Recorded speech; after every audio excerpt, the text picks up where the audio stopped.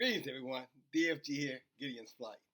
Hey guys, just want to take a few minutes. I'm going to call this my series of lessons to to expound on our history book. Some people call it the Holy Bible, the book. To expound on this book again to two purposes. First is to shut down these naysayers who continue to promote the lying propaganda that, the white man wrote the Bible. And you heard me say it before. It's a big difference between somebody transcribing something and translating something versus somebody actually scripting it or authoring something. Okay? This book is from Hebrew Israelites who were inspired men who were inspired by Yahuwah and given insight and wisdom to pass down to generation after generation to generation to this very generation. So all of you Hebrew Israelites out there, some of you who call yourselves Christians or who have parents who are Christians and you walked away from Yahuwah because of their Christianity or Christian antics, as I've heard others say, and now you have denounced the book, your history book, your only true history book, in the name of it's a book that's been plagiarized and used to abuse and take advantage of you. I'm telling you, it's time to move above that. Has it been used as a book to enslave our people? Most certainly. But the way it was used was to enslave us in such a way is to make us invisible in the book. It took our identity out and put someone else's identity in, and then told us we had no identity. We just came from this big giant continent called Africa. Yet there is no place in Africa where they can pinpoint where the majority of our people came from. And the reason they can't do that is because we didn't come from Africa. We came through Africa. And you can find that in your history book. If I can help you move away from the paradigm, have you do a paradigm shift, a different way of thinking, and understand this has nothing to do with the white man writing this book as much as it had to do with many cultures stealing this book and abusing this book, at our expense. So that's the first thing that I want to do, and I'm going to continue to do a series on that to convince you, hopefully, to do my best to influence you to go back to your history, talking about the Hebrew Israelites, so-called African Americans, Negroes. And then the second thing, prove to you inside the scripture what you're missing by turning away from this book.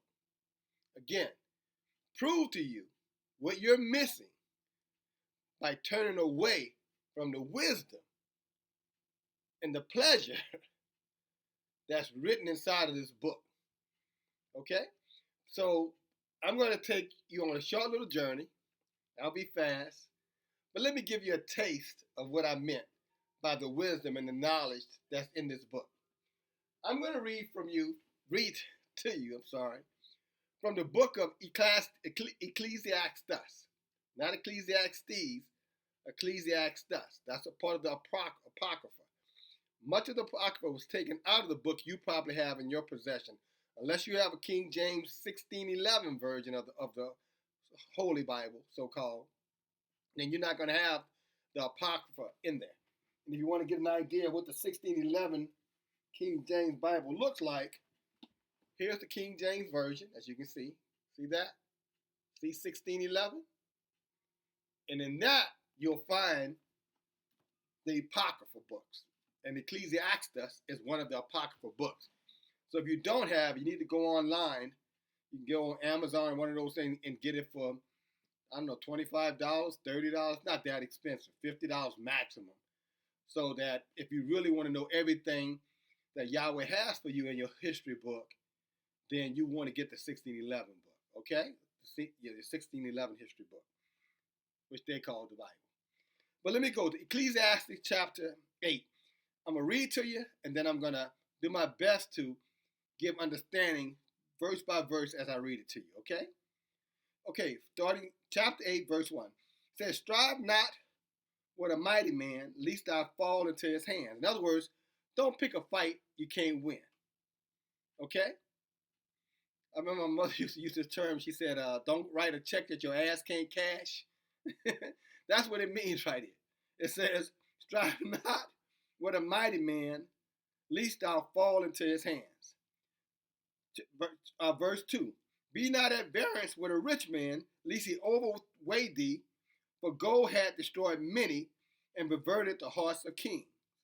Be not at variance. In other words, don't let yourself get in some kind of conflict with somebody who has money and power over you, because they're going to use that money and power over you with people of influence to get their way against you. So you best avoid that fight until you get yourself in a better position financially. Now, doesn't that make sense? Or avoid the fight at all, knowing already that they've already got the advantage because they have money, wealth, and power.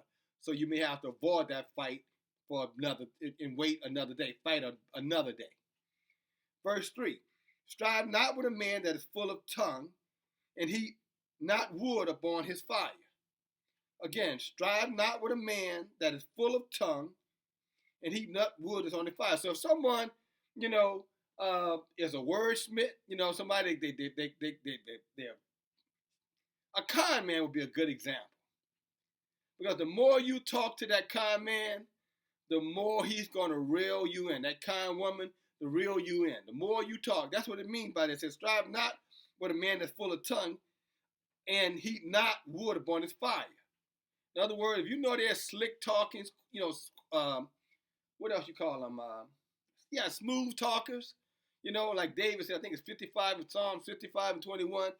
His mouth, his words were smooth as butter, but war was in his heart. He's talking about that kind of person here. It's telling you, don't, again, get in a fight with them. Okay, a fight of words with them. Verse 4, just not with a rude man, lest thy ancestors be disgraced. In other words, if you got, just means playing around with them, hanging around with them. How many of you guys, have family members who were hanging with the wrong bunch, a bunch of guys who were rude, disrespectful, hostile, very violent, and ended up putting themselves in a situation, and then the whole family is ashamed now because he's in jail for some crime or some act that disgraced the whole family. As we all know, there's an old saying, you're known by the company that you keep. All right? Now think about what I'm saying to you. Tell me when I get to the holy part. For these folk who want to talk about this book is all about controlling somebody, and this is a preacher's book and all that silliness. Let me know when I get to the holy part. Because I think I just read you 4 verses, and I ain't feeling anything holy about any of this stuff.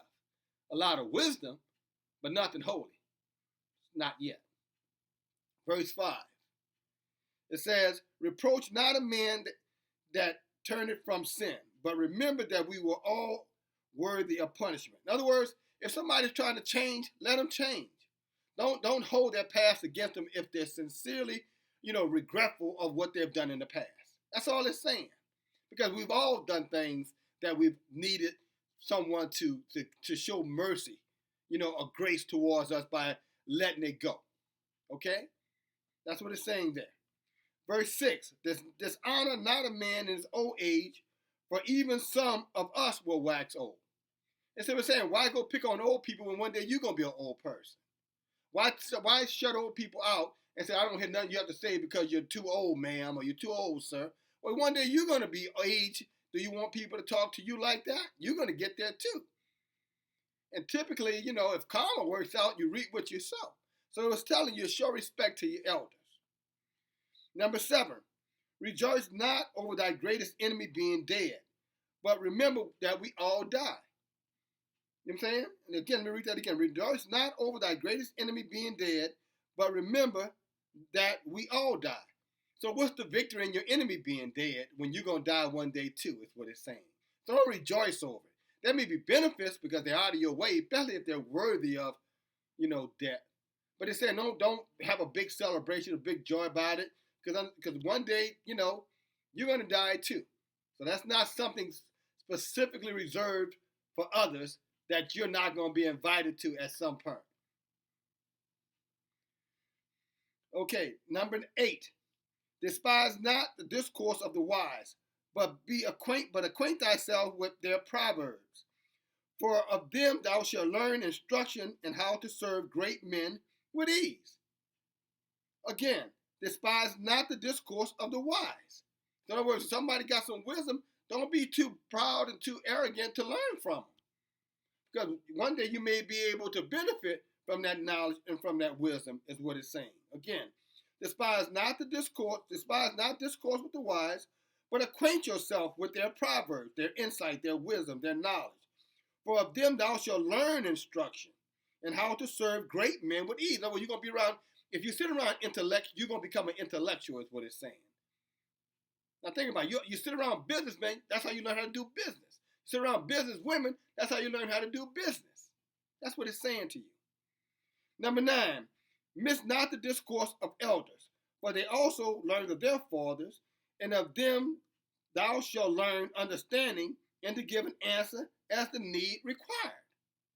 So simply saying, if you got the elders around, your elders still learn from them. They'll teach you instruction. They'll teach you how the way things work. So down the road, if you need to address a problem, or if you're confronted with a situation that if you had not interacted with them, you could get caught unawares. But because you have that knowledge, you sat under grandmother, you sat under dad, you sat under great mom, or auntie, or great auntie, or just Miss Jane next door.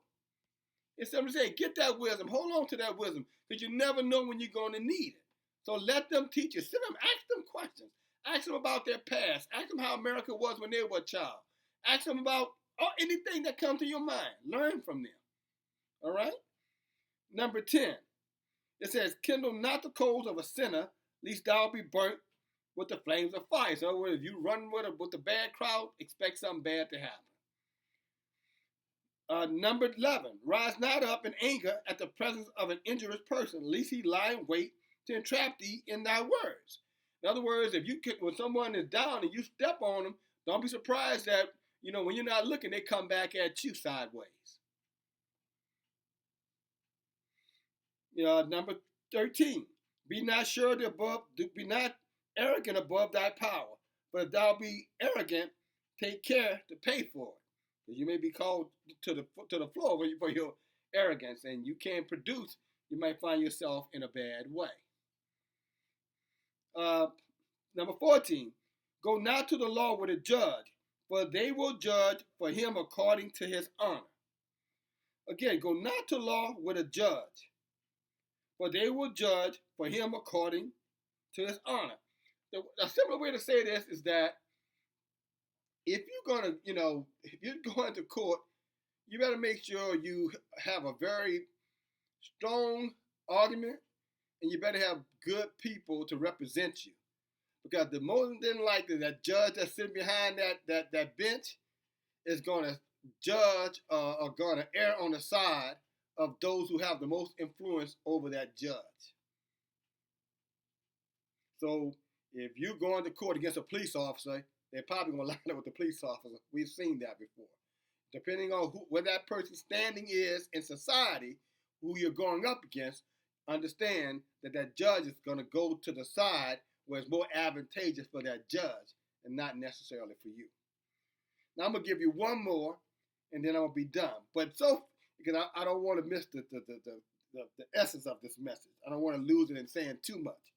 But I'll skip over to number 17. It says, consult not with a fool, for he cannot keep counsel. In other words, if you go out there and you hanging out with a fool and telling the fool about your plans and what you're doing, don't be surprised if that fool opens his mouth at the wrong time and cause you to miss out on great and better opportunities. All right?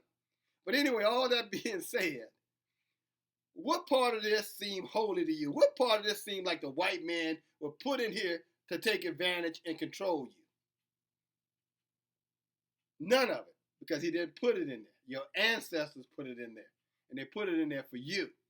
And the more you walk away from this, the more they're going to take advantage of you because they know what's in there and they don't want you to know. Thanks for listening, guys. Love you.